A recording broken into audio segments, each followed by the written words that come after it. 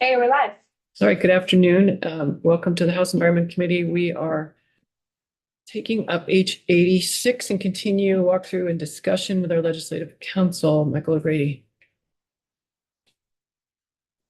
This is Michael O'Grady, Ledge Council. I think you are on page 5, approximately line 11, moving into section 1353, NBSA 1353.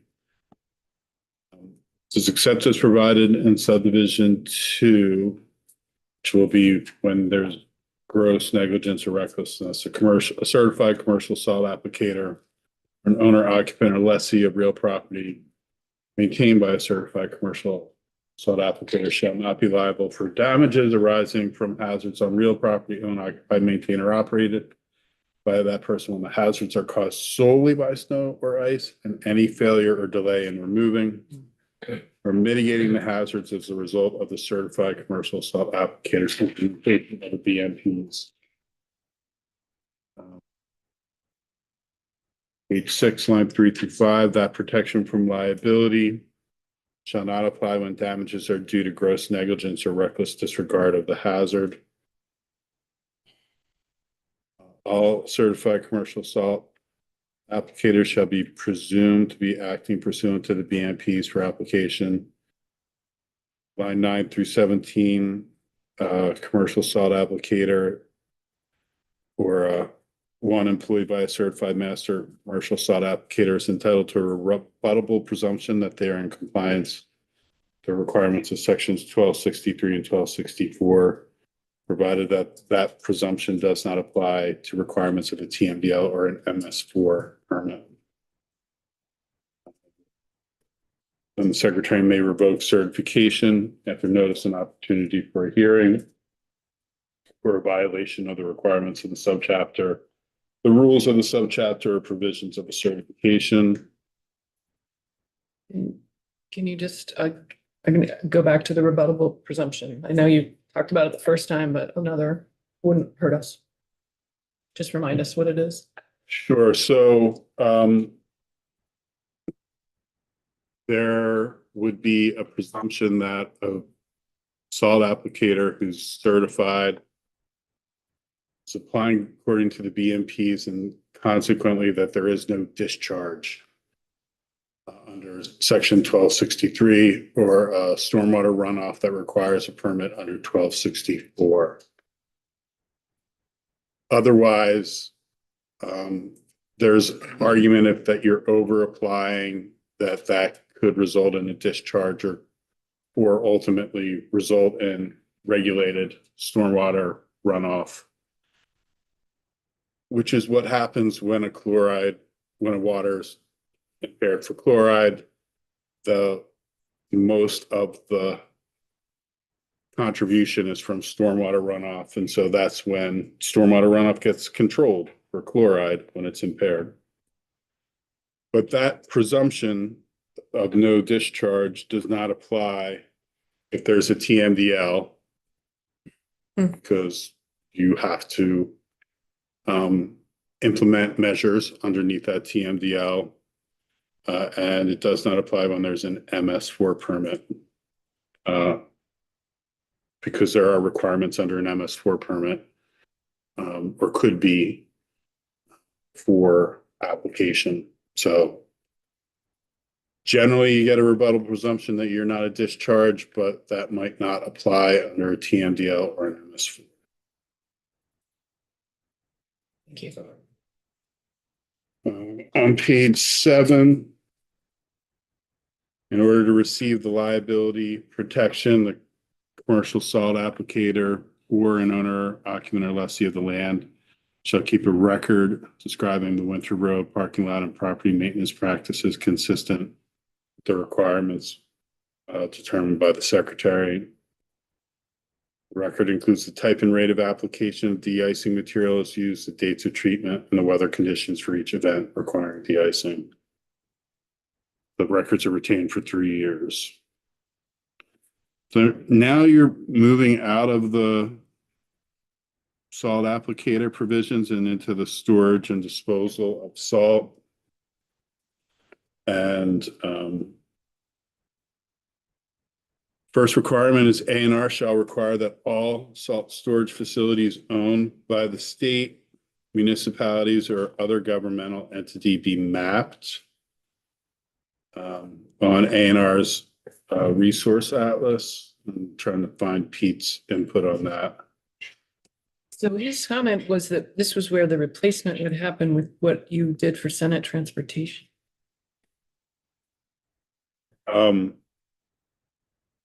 Sure. Which was what? I thought, Which was removing salt covered requirements pretty much entirely.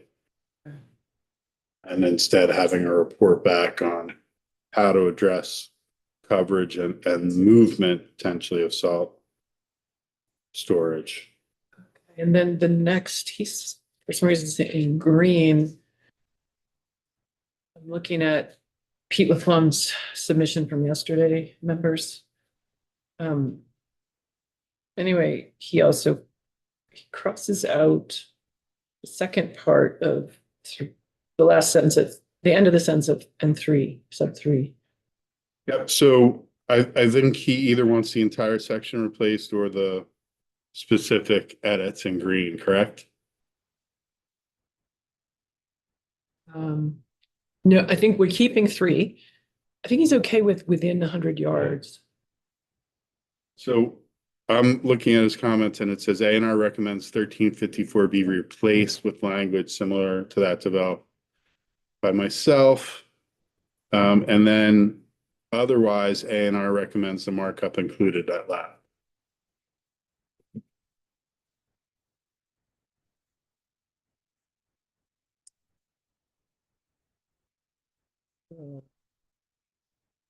Feel like make sure of that. We need to check with him on the total.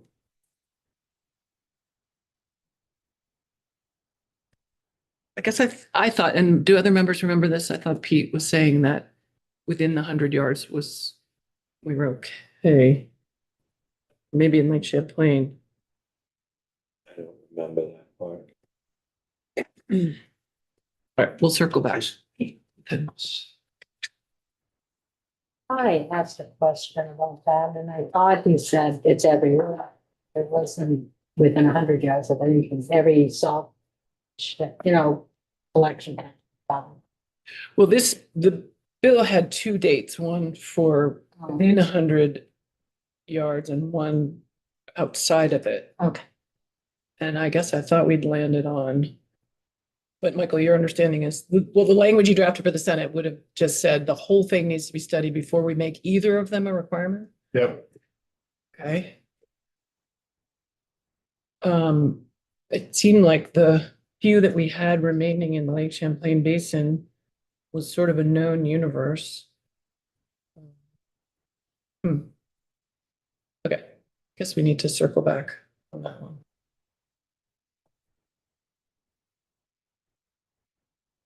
So just going through the requirements in 1354, first subdivision 1, require that all salt storage facilities owned by state municipalities or governmental entities be mapped.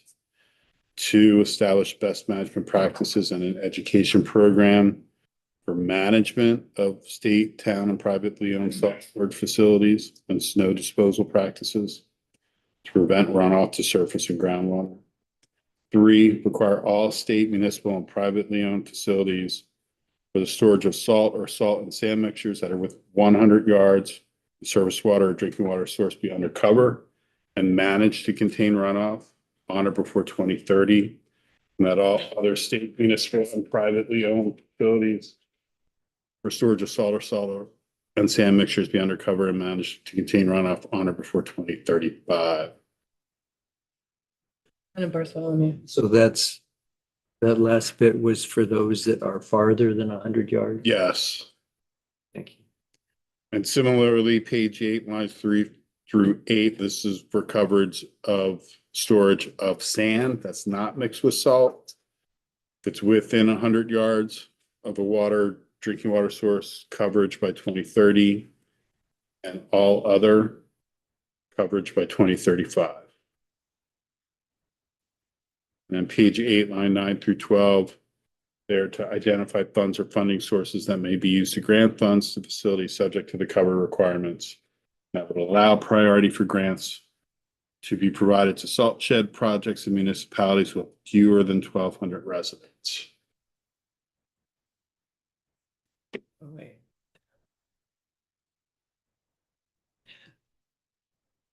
Okay, and so you didn't insert the Senate language in our latest draft, This is the Senate language. Senate transportation language. Sorry, the amendment you drafted for Senate transportation. So it went back and forth and back and forth, right? So at one point, they were going to have a requirement about prioritizing small towns, and that partly is in here. Yep. And then they were going to have a full-fledged report. And that got Just to report. just a report, but now there's a report in here, but it's later on. Yeah, okay, I saw that. I was like, And okay, that's from transportation. yeah, okay. Is the report from transportation somewhat duplicative? Yes. But I was told to put it in to the. Yeah, because I wanted to look at it. Right. And then I didn't, I guess that's, okay, so now at least I know why I'm confused, because it's kind of confusing. And I thought that, okay, They had multiple proposals. They were going to prioritize funding under the Clean Water Fund. They were going to basically repeal the cover requirement at one point. Then they were going to just make sure that it was identified for funding priorities. I guess I misunderstood. I thought they had agreement on what the change was they wanted. I think it all kind of broke down when the bill got sent to judiciary, and Conversation stopped. Okay. But it got out of, it went from natural resources. Did it go to transportation? no, it's just that they were reviewing it at the same time that Senate Natural was. Like, they were proposing language in transportation before Senate Natural had even agreed to the language for the coverage. So as we're reading through this, let's see if leaving this in the way it is, the way that Pete's edited it, makes sense when we get to the report. Okay. So on page 8, Representative Tagliavia. In section 4 on page 8. Oh, we haven't gone there yet. Oh, you have? What? subdivision 4, subdivision 4. Yeah. Subject, yeah. Last time we went over it, I remember hearing the salt and the sand mixed with salt, but now, as you were reading, I did a double take, and it does include sand that is not mixed with salt, Right, so subdivision 3 is when there's salt in the pile, right? and subdivision 4 is when there's no salt in the pile. Why are we worried about covering sand? I thought this was a salt. Because that is what the Senate Natural Resources Committee wanted to do.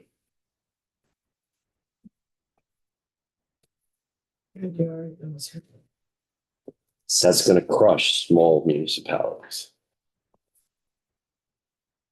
That is why subdivision 5 has identifying funding for those towns with 1,200 residents or less, because Senator Westman was concerned about the implications of cost on small municipalities. Okay, so this is good. We need to understand the section. And then just hold it, and then we'll get to the report and decide what we think about going forward. Okay. Others have questions on this section?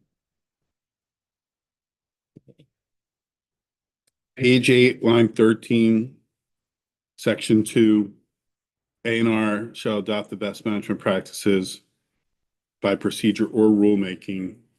But I think you've already decided that you are going to have them do it by procedure. Oh, I didn't know there was an or in here, sorry. But did you want it to just be by procedure? I mean, I guess if A&R wants to do rulemaking, they could do rulemaking. Okay.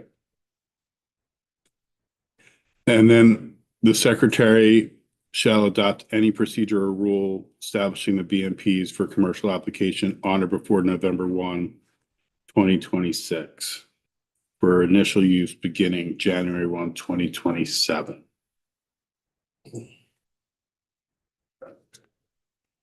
Now, the bill is effective on passage, but this is the key timing provision.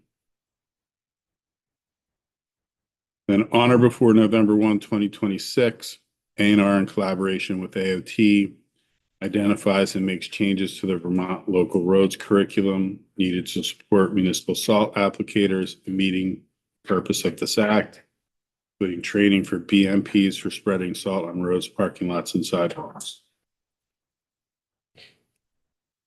As used in the subsection, municipal salt applicator means any individual who applies or supervises others who apply salt in the applicator's capacity as an employee or agent of the town or municipality.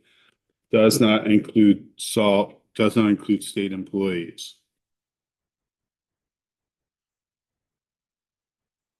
Notwithstanding the provision in Title 24 that allows a municipal employee to be liable individually in their role as a government employee, a municipal employee shall not be subject to any civil liability for acts or omission the employee conducts as a municipal salt applicator if they have completed the Vermont local roads curriculum in that calendar year. The alleged damages are caused solely by hazards from snow or ice, and any failure or delay in removing or mitigating the hazards as a result of the municipal salt applicator's implementation of the BMPs learned under the Vermont local roads curriculum. Now, I think there had been discussion about the calendar year language. And I've been thinking about this. It's probably in the previous 365 days. So it should be, yeah.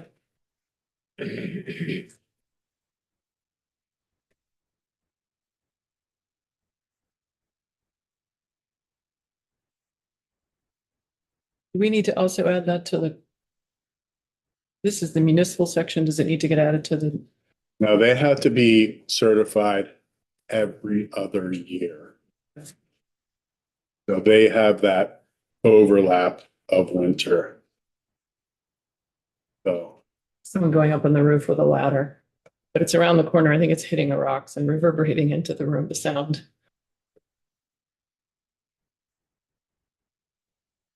moving on to page 10. The protection from liability for the municipal applicator shall not apply when the damages are due to gross negligence or reckless disregard of the hazard. And then page 10, line 4, on or before January 15, 2026, A&R shall solicit interest from third-party vendors for training and certifying commercial salt applicators. If there is insufficient interest, the secretary shall submit to the General Assembly a recommended fee to charge for certification of commercial applicators. So if they can find an adequate contractor who will do it for an affordable price that doesn't require a fee, they can do that. But if they can't, they can apply to you to charge a fee. They're applying to you to charge a fee because the General Assembly, the House specifically, is the entity charged in the Constitution with raising the revenue for the state. And so the General Assembly doesn't give away fee-making authority often. I can only think of like 3 places where it's given away.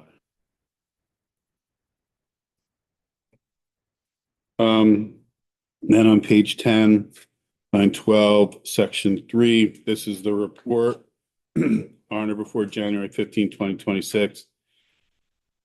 A&R submits to the General Assembly a report regarding the management of state, municipal, and privately owned facilities for the storage of salt and sand mixtures, and sand that is not mixed with salt. It includes an inventory of facilities used for storage of salt, sand mixtures, an estimated number of facilities that are currently covered, an estimated number of facilities that are not covered and are within 100 yards, estimate of the number of facilities that are not covered and are more than 100 yards, and an estimate of the total cost to cover or move those facilities. This is the report that Pete is talking about.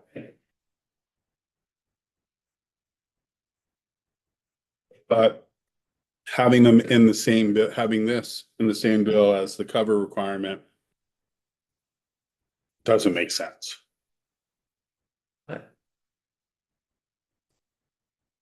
Then you have section 4, which is the authorized position. There's a position at A&R that would be authorized in fiscal year 2026. Page 11, line 15, sub B. To pay for that position, there'd be $150,000 in FY 26. Then there would be an intention statement that the appropriation in sub B shall be made annually, the part of the base. And then on page 12, line 1 through 6, $250,000 to A&R and FY 26 for the purpose of contracting with an external organization to establish a certification program. That should say up to $250,000. Or for the position, 150,000 is right, but up to for contracting.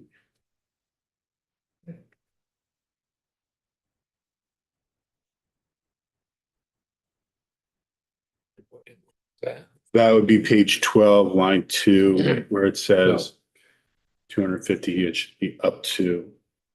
Normally for salary positions, it's a specified dollar amount. But for contracting, you don't maintain that they have to spend $250,000. And the appropriation will get stripped out. And what your appropriations committees have been doing has been putting in contingency provisions that say something along the lines for new programs, which this would be: the secretary shall not implement the fluoride contamination reduction program unless or until funds are appropriated for implementation of the program. Then it's about what money is appropriated in the final big bill. All right, members, thoughts on the, really, I guess the big decision is the requirement to cover in a kind of a phased process, facilities within 100 yards and then facilities outside, versus the study and coming back to us with a proposal or information to make a decision with.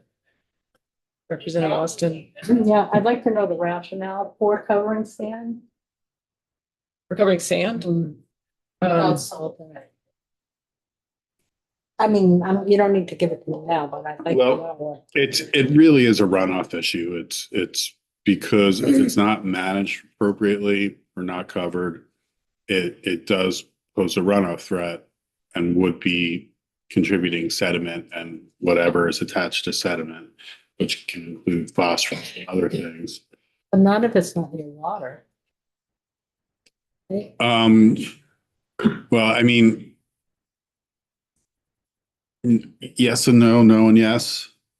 I mean, runoff eventually gets to a ditch or conveyance, and then that ditch or conveyance almost always eventually leads to a water.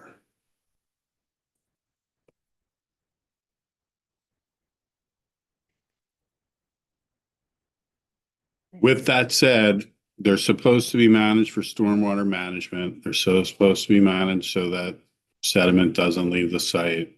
Supposed to be managed so that nothing runs off into waters. Representative Bartholomew.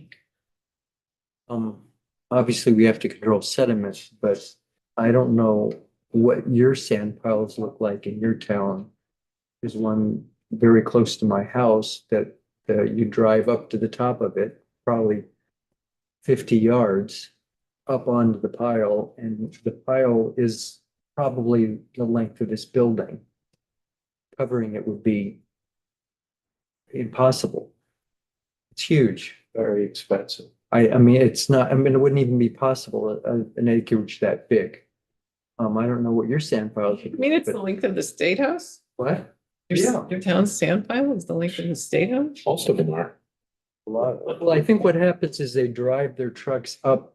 Make the this pile, you make a maintenance ramp and dump it. them off the end. So the sand pile starts the entire route up and the grade is like this, so it's. Yeah, it's really, it's the length of the State House. Yeah. it And is. it's not just a natural sand pile, like It's big. What town are you from again? It snows there. It doesn't look Thinking of natural to Syria. me. It's huge. I know I don't like these discussions, but sorry about this, I apologize. No, It's no. like, it doesn't make any sense at all, especially if you're not near water. I mean, maybe, I mean, I don't know how sand with water, if it doesn't have anything in it, you know, in terms of salt or anything, but you know, if it's 40 miles from water, or I mean, I guess there are streams and stuff that could go into. It just seems like it doesn't make sense. Yeah, that's why I was trying to figure out, I actually was trying to figure out the other day how much salt is naturally in sand. And no one seemed to be able to understand that. That was my question. That depends where you get it from. Indeed. Some towns, does. it's sand, they come on manufactured sand because it's a byproduct coming out of the mines. Right. It's coming out of the mines, it's probably got very little, if any. I don't know how much it has and no one else did either. So I don't know. Why? Go ahead. I'm just wondering if we should have someone from DECS to ask around. Yeah. Whether we should be covering sand, what Right. their take is. It's, Their take is we should sort of inventory this whole thing and come back with a report. And that's I'm fine. not opposed to that. Yeah, I mean, I guess, does anyone object to taking that tack of having an inventory of this before we implement it? Seemed obvious to me. I would prefer to see an inventory of it all before taking any action, even within the inventory of not include sand piles. Yeah. Yeah. Or can the report give us an answer to whether or not sand without salt in it or any harmful chemicals? I think that Jared Carpenter may give us some insight as to why sand was included. That would be great. Jared Carpenter, the Champlain Committee. No, I think the reason the Senate Natural went back and forth as Mike indicated with salt mixed with sand and then sand individually about how it should be treated and acknowledging the fact that the runoff is a concern. But with that in mind and with the mind of the cost, folks look at two on page, so line 15 on page 7. Sand piles could be included as part of a best management practices and education program, because that would be preclude on preventing the runoff without having to cover a state house size sand pile. Because really, when it sort of boils down to the end of it, that's the concern while you're covering it is the runoff. Now with salt, it's more getting in the groundwater and the surface waters and things of that nature. But sand, it's different. And as Mike indicated, stormwater programs would cover a lot of that, or should.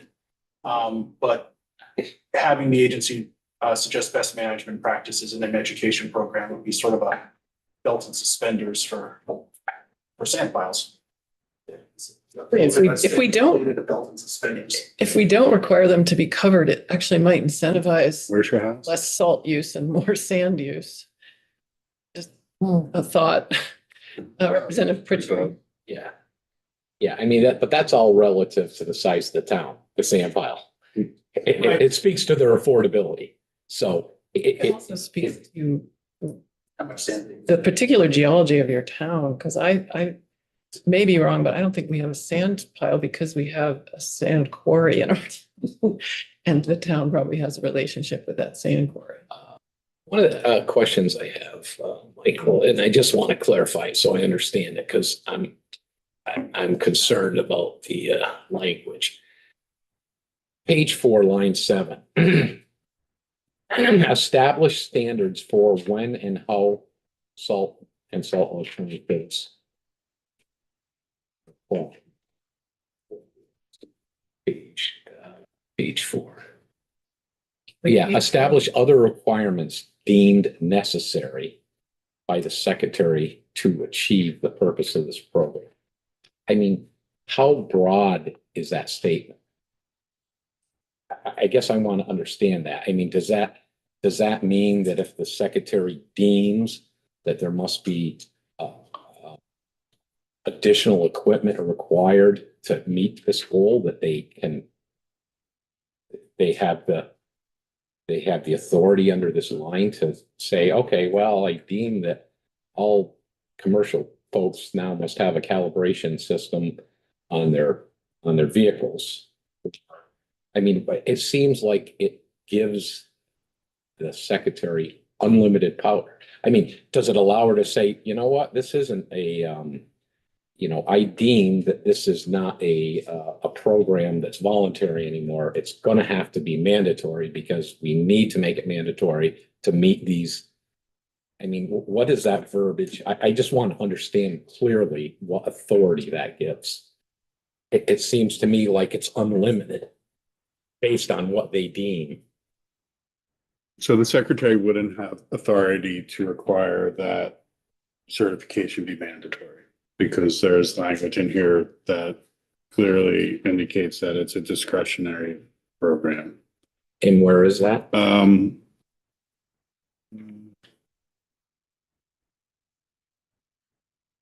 Well, it doesn't say it anymore, but at one point it said a voluntary program, but it is, you have to apply to be certified, so and I don't, But what doesn't allow her to change that?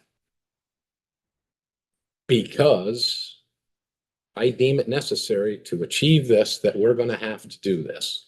so let's just talk about section subdivision 7 on page 4. You're going to see a lot of those provisions. They're called umbrella positions or catch-alls to allow agencies to do things that you haven't contemplated in the legislation and that That's what they, I'm worried about.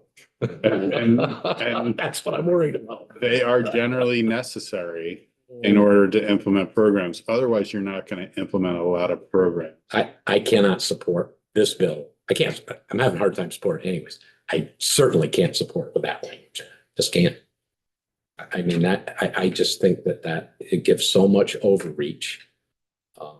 And it popped right out when I read it. You know, establish all the other establishes. Yeah, okay. When I got to that one, I was like, I got a real problem. Page 4, lines 7 and 8. I mean, it's your decision to include a catch-all in there. I think the agency probably could implement this program without it. Will it limit their ability to decide if certain things should be implemented? Maybe. Yes, I'm wondering about that, being explicit about the voluntary nature of that and where we find that language.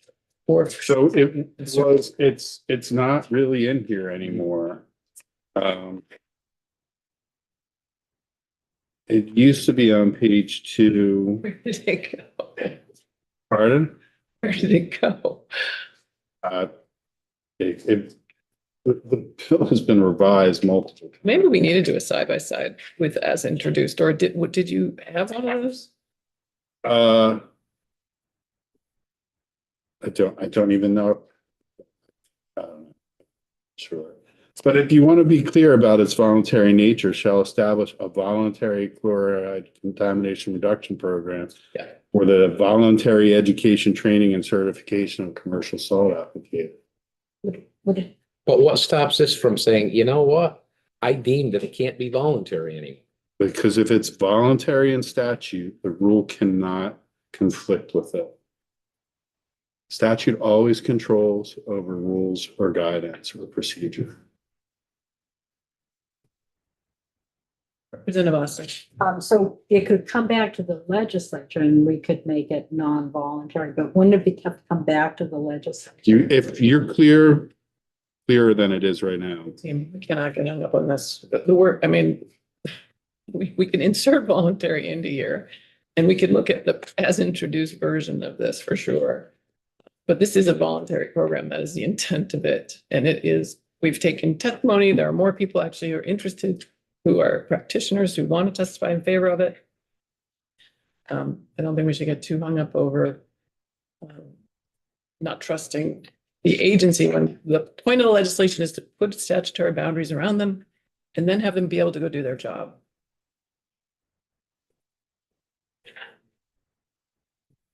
Fine, sorry. Well, Because that's how all this other stuff happens. I'm just not buying it. can I? Fluoride contamination is already an issue that has been determined to be impairing certain waters in the state.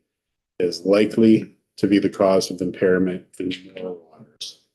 When there's an impairment, the agency has to come up with a plan that imposes controls or requirements to reduce that pollutant going into the water to reduce the impairment. If you don't do a program like this, you're likely to see more TMDLs for chloride, and you will see mandatory requirements. What they will be will depend on the watershed and the water. But this is an attempt to be proactive to prevent the need for those TMDLs and to prevent those mandatory requirements. So this bill wouldn't give A&R the ability to say this program has to be mandatory and they have to go beyond the guidepost in this bill. But they already have that authority. And they just need to wait until the water is polluted enough to implement that authority. And so that's where you are. Representative Tagliaferri, then Austin. Sorry. We kind of went back and forth with this yesterday with Pete LaFlamme. And my question is, with regarding the TMDL, if the impairment does happen, it's very difficult to take chloride out of water. How are we going to do it short of banning the use of salt? I don't know, but if you look at the one TMDL, it's about managing your application practices. My big concern is I get it. For me, what I drive, I don't care if you ban salt. I'm getting from point A to point B because I know how to do it. There are people with vehicles who can't do it. But the problem I have is we have state roads and county roads that run right along a river or a creek. And when it rains or when you get the melt off and the runoff, it goes from the road right into the river. A lot of these private contractors are not that close, and I see the private contractors and the municipalities taking the hit for a lot of miles, lane miles that aren't that close. That's my concern. Representative Sakowicz. Yeah, I just want to make sure that we all are really clear that this is a voluntary program. And if the secretary has a certain amount of discretion on how to make this program work, that's not explicitly, in the bill, but gives the secretary a certain amount of discretion, that again, that it's very confined. It's confined to the requirements for this particular program, which is completely voluntary. And I think that Michael's point, which he's been making, I think I've really started to wrap my mind around it, which is that this is again, a voluntary program. And if we don't get our chloride levels down through a voluntary program, we could find ourselves very easily in the realm of a mandatory program where we have a lot less guidance in terms of how we're going to make that happen, how we're going to get people on board. And also we'll have a lot less control over what the potential costs are going to be, which we've had experience already with a different TMDL, where the costs,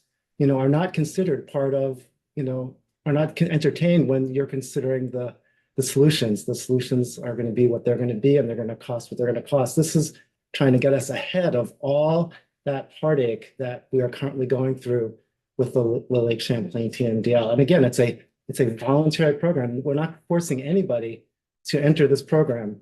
We're trying to avoid a situation where we are going to have a mandatory program with rules that applicators have no control of. Representative Pritchard, then Bartholomew. But this is one of the examples that we saw, Larry, that was shown was the Meadowy, which I'm very familiar with that stretch of road. So basically, what we're trying to do in this bill, the state has adopted, and it has adopted it for a fair amount of years in that area. And the Meadowy is still rising. The salt is still going up. So that plan is in place. It's been done, and it's been done for several years, but this continues to rise, which really makes me suspect of what are we achieving here, and where is this whole thing going? So And it showed it. I'm not familiar with a lot of those, but you could see all of those, and some of them were the same kind of deal where the road follows the river.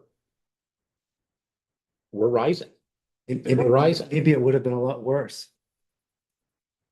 But so what's the plan if it exceeds the TDML? What do you change then? So I guess I would ask, That's the point. what would you have us do to reduce the salt going into our watersheds? I'm not sure. I don't know what you can do. I mean, I think these practices with reducing, reducing it as much as you can is helpful, but it's all weather dependent. I mean, if we have the last 2 years, there was very little salt use because of the weather. This year, it was not the case. I mean, it's But why not try a voluntary program and see if it gets us where we want to go? what I'm saying is the program that we're trying to initiate, I've already seen in action in my area. It doesn't work. It hasn't worked. Well, V-Trans has done their part. They have half the road miles or surface area. I want to give Representative Bartholomew a chance. Just the analogous situation that was mentioned a moment ago. When we looked at phosphorus, back when I was in the Ag Committee, and I may need your help on this, because it's fuzzy. But I remember when we were talking about controlling phosphorus, it made the most sense to look at farms because that was the most manageable, where we could have the most effect for the lowest price. But what I kept hearing in committee is that if EPA came in and mandated that we must do these things, they were going to focus on point source, which was minimal impact, and municipal water sewage treatment plants, extraordinarily expensive. That's what we were being told would probably happen if we didn't come up with our own solution to deal with it on farms. We don't, my point being that, do I have that basically right? Yeah. So my point is, we don't want EPA to come in and tell us how to fix it. We want to figure out how to fix it before they come in. That's the point I'm trying to make. Because they've Yes. come in on stormwater and farms now, right? EPA. Phosphorus and storm. Yeah. Representative North. Yeah. Labor. Couple of things. I think we should take advantage of the apples and oranges difference that we have here in front of us between phosphorus management and chloride management. They're very different in one key sense, and that is there's huge economic benefit to the applicators for reducing chloride, just for the sake of reducing chloride, because it costs them less because that's what they're buying the chloride to put it on the floor, put it on the road. So we can let's take grand advantage of that major difference. We don't have that advantage on the phosphorus TMDL. So let's just promote that advantage. And we've already heard from the applicators that they want to. They don't really want to get certified. Certification is like that's irrelevant. Even the liability, limited liability relinquishment is irrelevant to them. What they really want to do is do a good job. They want to keep people safe. They've already got a three layers of contractual language to protect them from liability. They just want to make sure that people are safe and they want to control their costs as best as they can, because it really is a cost to them. So why don't we reorient this whole thing, this program, as more of an educational program? Let's define the best management practices. I think that's a great idea, so that everybody knows how the best way to do it is. Let's develop the actual training that everybody can take, and let's spend the money providing subsidized education to every operator that wants to take it. So that, you know, for $25 a person, they could come in and take this best management practice education, and they don't get any kind of certification or liability. They don't care about that. They just want to know what's the best way to do it so I can reduce my salt costs. And then I think that's the wise, beneficial, non-draconian way of going about this. We don't have to worry about because every voluntary program eventually turns into a mandate. So let's not even start going down that path, because you know where it's going to end up. So let's just keep it simple and take advantage of the fact that they want to reduce their costs anyhow. And they want to be good stewards of the environment anyhow. But I appreciate a lot of what you said. I would say we've heard from one applicator so far, and I got a whole list of them that are kind of ready to come testify and say the exact same thing. okay. The one we heard from so far has said he does want the certification, and that is the motivator for him, and that he does actually like learning from each other and reducing their salt. Sure, that's the driver, but Representative Bartholomew. I was going to say something similar to what you just said. I think you make some good points, but one piece that stuck with me is in the New Hampshire experience that many businesses are looking for that certification when they go out and find. So it seems like if you have some kind of certification that you're doing things the right way, you're going to have a business advantage. Not here now, but we heard in New Hampshire that that's the case, that it really helps their company, and some companies don't get hired if they don't have this certification. Yeah, I agree that just taking the training, you could get stamped. I'm trained. It wouldn't have to be certified, but trained. You know, whatever the language is we want to use within the state. But setting up a whole A&R department to run a certification program, you're hiring full-time equivalent people to run this program. You're just adding to the base, funding required for A&R. Like, that's the wrong direction. We don't want to go that way. It's expensive. I'm not sure the difference between what you've proposed and that, but I'll let Representative Chapin comment. Yeah, I mean, I hear the concerns about not wanting to add money, staff, and certification programs. But I hear that we are already providing the education and the best management practices and the training. And some people are utilizing that through the municipal, for municipalities, the V-Trans is providing the training and the education, and BMPs, I don't know if they're called BMPs, but the training comes with practices that are being described and trained on, and so I think we have been doing that through V-Trans for years, and that has been popular. But then I see a 10-year history in our neighboring state that has very similar road issues and weather to us. And I'm just looking on their site, 1,600 contractors have received their certification since 2013. And knowing what I do know about liability seems like a really important piece. And I guess I definitely don't see this as something we'd want to build the certification, voluntary certification, and then start requiring it unless we have a TMDL and then we already have a system in place. And I guess I just really wanted to say, don't we wish we could have been preventative on phosphorus or other issues? Don't like, this is what we're struggling with just weeks ago. I just really want us to take preventative measures where we can that are low cost and win-wins. And this feels like a win-win. It takes one staff position to coordinate. Seems pretty reasonable to me. So I guess if this is working well in New Hampshire and achieving results, I know we don't have the test, we don't have the science yet to prove that it's going to reduce, or that if we hadn't done the training and we hadn't made the reductions in salt usage that, you know, we would have seen a higher increase. But we do have the science to know that it does stay in our soils on our roadsides and is continuing to leach out, which is why you're not seeing an immediate reaction from reducing salt to immediate reductions in the waterways.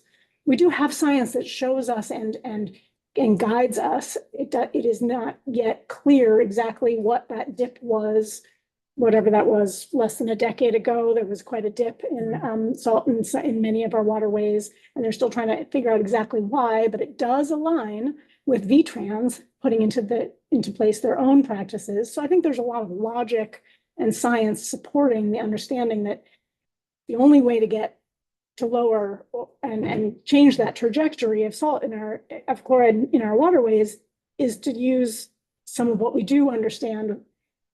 We have to stop putting so much out there in our I environment. appreciate your concern, Ellen, but we you know- the additional person that you talked about, I mean, that's how the state of Vermont has got to 9,000 employees. Just one here and one there. And when does it stop? When does it stop? That's a different concern. I think that's a specific concern, and I don't. Personally, I think the prevention is going to also prevent us from, 10 years from now. I want to work on prevention that will prevent us from 10 years from now having a 53-person team at the Agency of Natural Resources managing a chloride TMDL for Lake Champlain. I'm looking at the Sunset Brook chloride TMDL, and they just have done the waste load allocation. They haven't developed how they're going to do the implementation, but they've allocated to the different sources a load. And so there's 201 tons as the load per year. And 150 are from non-road surfaces. And the other sources are state roads, municipal roads, private roads, and the Army, the base road. And so when they go to an implementation plan, those sources are going to have to reduce their chloride contribution in order to meet the load allocations.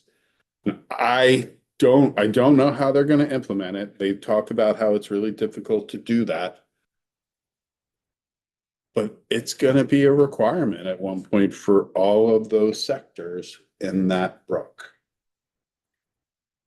And so that's what you're looking at. And it says that there are many waters that are approaching chloride impairment. So that's what you're looking at. You're going to have mandated salt reductions underneath implementation plans to meet these load allocations. So just to make sure I understood what you just said, so you said it was not from roads, meaning it's from driveways and parking lots and Yes, there's, other paved surfaces. so 3/4 of the salt is coming from non-road. Right, so all roads is 20.9 acres and other paved is 67.8. And the chloride tons per year from roads, all roads is 47.5. And from other paved, it's 154.3. Thank you for that. Representative Logan. I mean, labor. Over here, Lucia. Well, I've been listening to all the discussions. And yet last week, 2 of the lakes in the area, of my area, have decreased in salt. I would like to share something with you on that. Maybe we're looking at the wrong elements. We're looking at sodium chloride. Maybe we should be looking at sand and the appropriate spreading of sand, given a definition of the distance from the shoreline or brook. Put sand in that area rather than salt. We've greatly decreased our salt use. So build it in on the education program. Shut the switch off when they get to an area, downhill, side hill, doesn't matter. Shut the salt down. an example of this, you go to DOT and look at a no salt application just a half a mile outside of Lindenville on the interstate and ask for the number of accidents.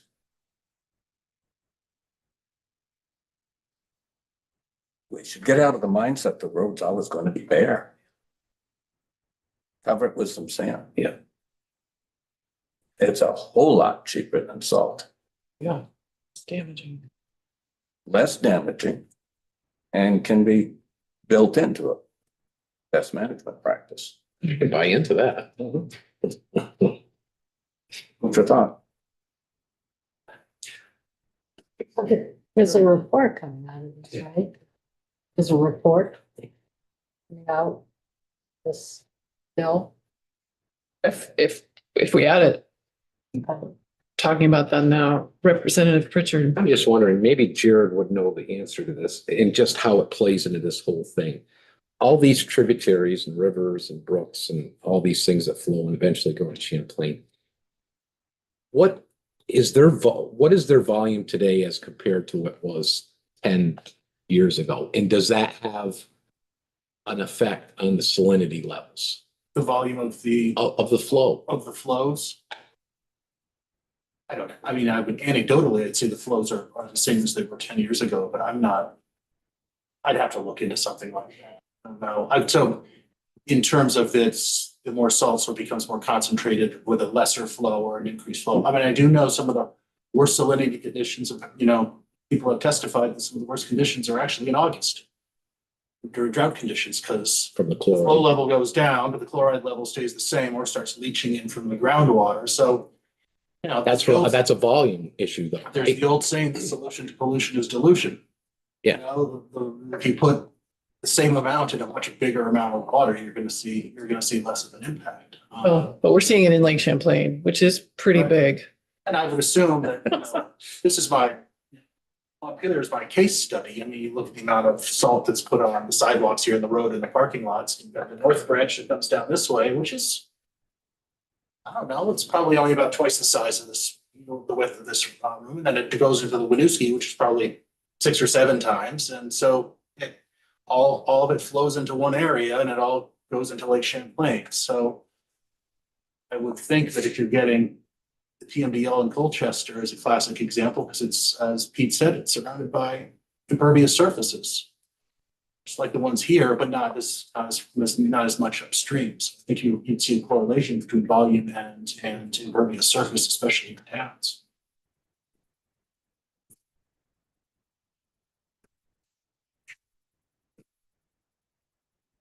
Further thoughts on salt bill? Representative Labor. How many falls have we had in our own parking right here this last winter? I don't know the answer to that. Lots. Lots. One day. One person. And one day. Was it? Yeah. Charlie Kimball. Yeah. So I can guarantee you there's a lot of salt. Yeah, I mean, I think, yeah. I walk them every day. So Well, it is interesting. I Yeah. think 55-gallon barrel with some sand.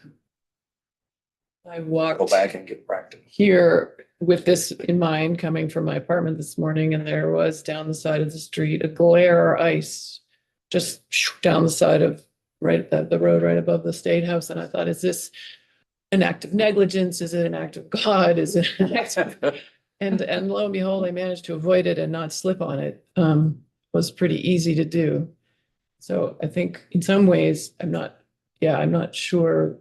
I think we're spending a little too much time on that part of it and not enough on the environmental piece of it, which Sarita keeps reminding us about. Like, we're trying to prevent damage to aquatic ecosystems that we all value. And we're hearing actually testimony from people who fish and care about the waters for other reasons that we're already seeing that damage, including the applicator who testified yesterday that stormwater ponds that used to have life in them no longer have life in them. Like, this is an urgent problem that could be solved by using less salt or no salt. right? In places. We do have a solution. There is a replacement. It's called sand. We used it for a long time. It's maybe common sense. Representative Sakowitz. Yeah, and I think using more sand sounds like it would make a lot of sense in most places. The reality is that there are lots of folks out there who don't want to use sand for various reasons, and they want to use salt because they don't want the mess associated with. I think we heard some of that testimony already. Salt is so messy too. But unless we're going to tell people that they cannot use salt, which I'm guessing is probably not where this committee wants to go, we're not going to ban the use of salt.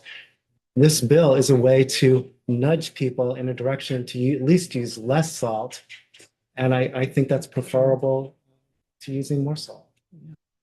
Representative Tadley. That's why earlier I suggested some sort of, I don't know, whether it would be public service announcements or something for the public to be educated so that the contractor that we heard from will actually have his customers. They won't be asking if he's green certified. They'll just plain ask him, please don't apply as much because I also fish or I also do something outdoors and I'm environmentally conscious. I think that's a better way to do it because then you're involving more people. You're potentially involving the whole population instead of just a certain service sector. Yes, and we may be there, which is why we're having this conversation. And the applicators are saying, we're with you. We'd like a little liability coverage. And that's where we got to in this bill. Jared. New York does both. I mean, they have the groups called ADK Action, and you can't, they're the nonprofit organization that runs the education of, I think the campaign is called Don't Be Salty, something along those lines. And they do education on people of not using salt and things of that nature. And you can, you have the compliance program, you have the voluntary program on one hand, and you educate people on the other, and you do both rather than one or the other. In my mind, that would be a good thing. He might disagree with me. That might be a good thing of this full-time employee over the Agency of Natural Resources to do, also to run an education campaign. He might want to throw, some money at them so they can make flyers or whatever, to hire somebody, maybe an ad campaign. They can think about it. These people are usually young and creative, but both mandate an education campaign, but also create a voluntary program. So you cover the people who are buying the 40-pound bags at Home Depot and spreading it thick on their front porch because they don't know any better. There are numbers out there of this amount of salt can cover 5 sidewalk squares or something along those lines. I mean, they have looked into it. So it's a good idea, but do both. Representative Chapin. Yeah, I would just second it doesn't feel like there is any education happening sort of statewide on this issue. And I think that would be a great add in here. And I don't think we want to spend a ton of money on it, but I think that there are ways to get the word out that can be done. If there's and I think it's a really important additional piece. And then I guess it also seems like we need to address the sort of sand sheds and salt sheds and make that a more manageable inventory, and that would be a much more reasonable approach on that piece. But I think to me, it's really in addition to the voluntary program to do the training and help with and address the liability. Representative Labor. Sand is recoverable to a certain extent. Road salt is. Yeah, should be. You know our driveway. All right. Representative Morris. I think so far I've been fairly silent. Hearing all the conversations, it's been entertaining and I've enjoyed it. And I appreciate it. I really do. All of it. The goal of this bill was to reduce our sodium chloride application because of the contamination. We need to do that. We should have best management practices, which this program is attempting to stand up, and it addresses the commercial applicators that we heard about. They're 60% of the problem, perhaps. I'm all in on all of that. When I first heard about the liability reduction or protection, I was a little concerned about that. Because anytime you mention liability, you open it up for liability conversations. And people think that they can sue now, and they can. Anybody can sue anybody for anything at any time. Doesn't mean it's going to go anywhere. So that did concern me, but I think it does merit some conversation that if we can pull in the commercial applicators with at least the idea of a liability reduction through this program, best management practices, and I relate that to emergency medical services.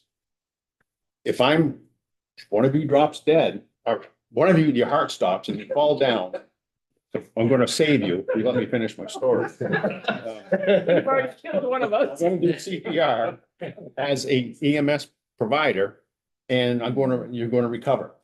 But during that, I broke a couple of ribs. So there's opportunity for personal injury, right? So can that person sue? There is such thing as the Good Samaritan law that protects EMS providers from liability as long as they're acting within their scope of training. And that's what I related this to. If there's a scope of training that could reduce the liability exposure, I flipped on that and said, well, maybe that's not a bad idea to bring in the commercial applicators for the specific goal of reducing the sodium chloride application on our roadways, in parking lots, in driveways. All this other stuff just seems kind of peripheral, covering salt sheds. We cover ours. Some towns can. And I looked at John's sand pile and then I pulled up my sand pile for Springfield. And I'm saying, we can never cover that. It's enormous. And so if we start pulling, I just want to get back to sodium chloride reduction on our roadways, parking lots, and driveways. Set up a program where commercial operators, applicators can get some training. I love the idea of the educational side. I was on board with everything you said up until you said you got to hire somebody, it's going to cost more, because I think that's separate. And I don't want to cloud up my thought of what this program's want to try to do. And if we have to hire somebody to best management practices, run a program, follow up, educational, advertise, we might need that person. So I think it is separate. I don't like spending the money any more than you do. But this is my thought, and it seems like it just keep pulling in peripherals that make it difficult to make a decision. And that's what we're struggling with right now. It's all the peripherals that have us, each one of us having our own heartburn. Well, that's just my thought. Thank you for that summary journey, your journey with us. And glad to know that can't sue you. We could sue you for breaking our regs, but we wouldn't get anywhere. Do you have Hopefully any, be alive. do you have any Pepto? Actually, that was great. Thank you. With that, Oh, I think Michael, what was the point? the family could. A dead person can't sue. Oh, yeah. Anyway, I do think we're getting somewhere. I think we would like to have the study and not the section on covering sheds. We'd like to add education as a piece of the work of the staff person. I mean, we heard New Hampshire as a 3/4 staff person, so the final quarter of this person's time could be spent on outreach and education to the general public. What am I missing? Am I missing anything there? Voluntary. Clarify the voluntary nature. Yeah, voluntary for I see where sure. it's missing. Yeah, definitely need to do that. Yeah. But we're gonna cover salt, we're gonna have salt covered. Oh, we're gonna do the study of so we're gonna do an inventory of that universe, how much it would cost, and then it comes back to us. Okay.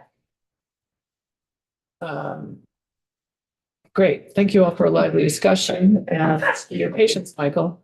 One more thing relative to the.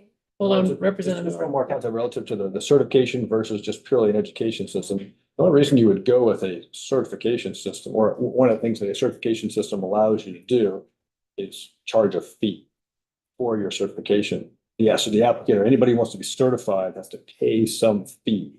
And I don't want that to be the carrot that A&R or anybody else in here is thinking, oh, good, we can charge these applicators a fee and start making some money on this. Yeah, we don't want to go that way. I would rather be the money going the other direction to subsidize their training rather than extracting a fee from these little operators. I think in function, that's what the fee will do. It won't come close to covering the costs, and it's wait. Yeah. So fees by statute are supposed to cover the cost of any program. They never have, and they had definitely have not over the past 10 years, because fees don't go up underneath the current administration. So they don't cover the cost of the program. Therefore, you have to, if you create programs, have to find the revenue or the funding for those programs from sources other than fees. Reduce salt purchases, saving money on salt. Representative Sackhouse. I might be misremembering, but my memory is that we heard that the New Hampshire program, that the fees are actually set by the private Third party. companies that are doing the training, and that it's not actually set by the state, and that they're just basically recovering their costs. And there's actually kind of like a marketplace of offerings where different educational providers, are competing with each other for the marketplace of these applicators. Well, there are at least two educators that they have. I wish they would have disclosed what they were though. Disclose what the fee were. We heard that they Thank you. have prices. You shouldn't have to pay anything. No. Just go join in on there. That's already set up. Got it. They have a site where actually some of the remote certifiers are no longer providing services, so it's like I can't figure that out. So. I was gonna circle back to New Hampshire to find out, to get their BMPs. Maybe they're online, I haven't looked, but to get their BMPs, and then we can also, they mentioned at least two training groups. It can't be a secret what their fees are, because people have to sign up to pay for them. So we can find that out, I'm sure, too. Maybe even just a Google search will answer it, but we'll try, we'll get that information. Other questions or thoughts? So one other thing out there, following on what Larry and Labor was talking about, would there be any appetite in the room for actually banning salt application within a certain distance of a road, within a certain distance of a water body? I mean, would there be any appetite in here to do that? Because that would significantly reduce, I think it's a great question. Representative Sackowitz. Oh, I was just going to respond by saying that over time, it doesn't really matter where the salt is laid down. The water takes it into our waterways over a period of time. So it might help over very short periods of time. But in the bigger picture, we don't want to spoil either. we're not really helping by just banning within a certain distance of certain bodies of water. It's a statewide program. And I just want to say one other thing, which is that I also hesitate before we add any programs or spend money on anything, because there's such need for resources around the state. But I think this really is an important environmental issue. And I think the amount of money that we would be sending to A&R to run this program is actually a very good value, considering the potential costs that we would be avoiding. And when you can think about, how we would be making such an impact with applicators all over the state for what would amount to, really a couple $100,000 a year, it really sounds like a bargain to me in that context. To your question, Representative North, I wonder about maybe our bill could make a recommendation in the education section or the BMP section to utilize sand where possible, or as a means of addressing these other concerns. And that's part of the education. Because it sounds like it's happening in your neck of the woods through education, really. Our private contractors have a lot of cottages that are year-round homes. Yeah. There's 350 properties around the lake. I would say 30% are year-rounders. Yeah. There's no salt on those dirt roads. Yeah. Representative Austin, did you have your? The other thing I wanted to say is the ski industry in Vermont is a huge revenue source for Vermont. And when I'm driving home on Fridays, when it's just snowed, the line to get off at Stowe is probably 2 miles long. There's a single line on the interstate for people with out-of-state licenses. And I don't think they want to slow down. I don't think they have snow tires. And I just want to make sure they can get here safely and spend money. So. What, Michael, remember this? Beatrice used to have those signs along the highway educating drivers, and then wasn't there something that made them have to take them down, or did they have them? Which signs? I mean, were things like slow down and sort of reminding people the roads were Yeah, they're slippery, or lighted. some of them were funny, and there was something with a case or something that made, I think. I think it actually was because it's a federal highway, there are Wasn't funny. criteria for what you get to put up in the federal highway right of way. And I think there were concerns that they were distractions and didn't serve a purpose within the federal highway criteria. I'll talk to Damien about that. At any rate, I think we should wind this conversation up, and I think you have direction for a next draft. Do you need anything else from us on this? What page were we on? We got to the end. We got close. Yeah. When are you coming back to this? I'm trying to January. word in my head what I do first. We, Second that. could take it up tomorrow if it were back to us, but if you don't have it by tomorrow, we'll take it up on Friday. I mean, could you have us something for tomorrow? Yeah. Yeah. That would be great. Tomorrow. All right. With that, we are You're adjourned for the afternoon.